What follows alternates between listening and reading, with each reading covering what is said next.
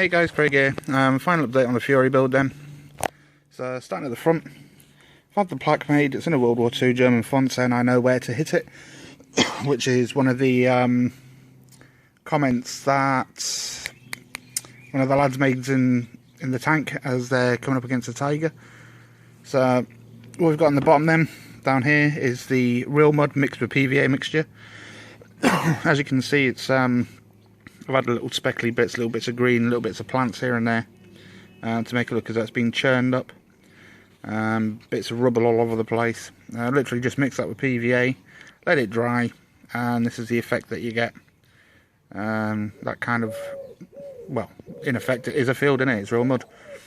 So starting with the Tiger then. It's a 1/35th scale mid-production Tamiya Tiger. As you can see, it's not strictly canon as per the film. However, I've decided to go for a more realistic looking Tiger rather than the the reconditioned one at Bovington, which is the only Tiger left in the world. So I've gone for a more realistic sort of look for the Tiger rather than the factory fresh look. Totally stock out of the box, except it's got the Zimmer armour put on the side, which is the Tamiya hop up, and I've added the bar armour. As you can see, everything's all melted and bent and twisted, holes in it, particularly around the mud guards and everything. I did that with a soldering iron. As you can see on the exhausts, very heavily weathered. It's got all the melting and all the chipping and everything around here, so it looks as though it's been proper battered. On here, there is bullet holes coming down. Again, some damage on the rear fender here.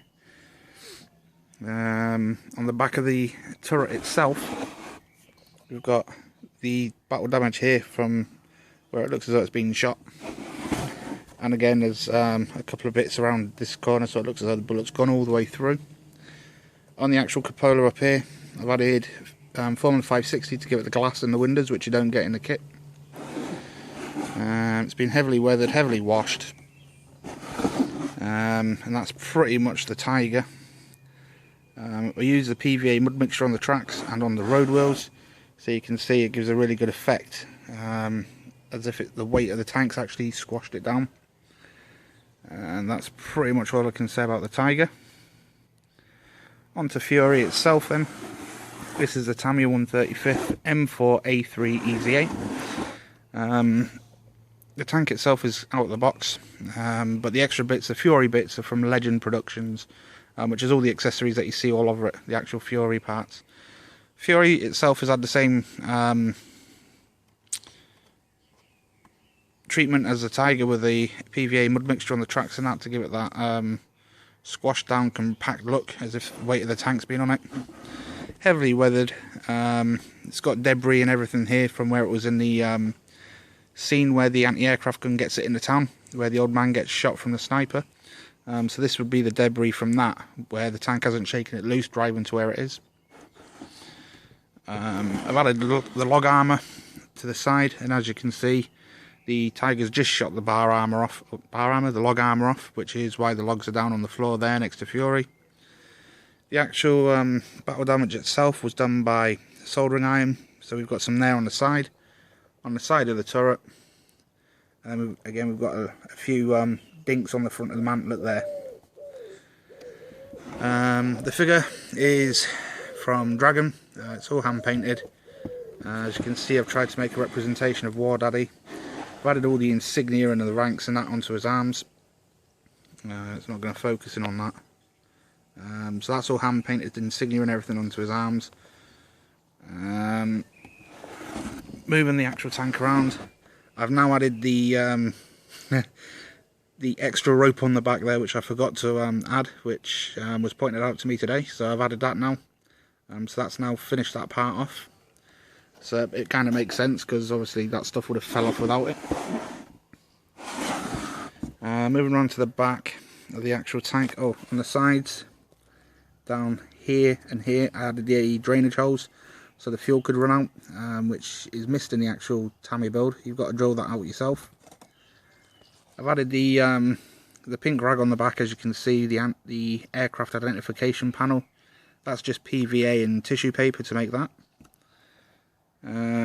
all of the detail on the back here. This is all Legend Productions accessory kit that you get. All the stowage on the back here was all from the same kit. The tow rope is copper wire attached to the back, down through here, down to the tow hitch, which is blathered in mud with a little 1/35 bow shackle. So that's ready to go. And then on the front, it comes all the way down, all the way around to the front tow and eye, where it would be on the real tank. Again, it's all blathered in mud and everything. But that was the third tow strap that I used on the build, because the plastic ones kept breaking, so I went for a copper wire one instead. It's got all the extra stowage on the side of the turrets, all the helmets and everything, and that's pretty much where I'm at with that.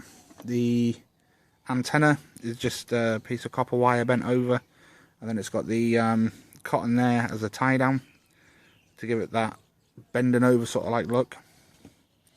And that is pretty much Fury done now. So let's give you a quick look around of the whole thing. So there you go.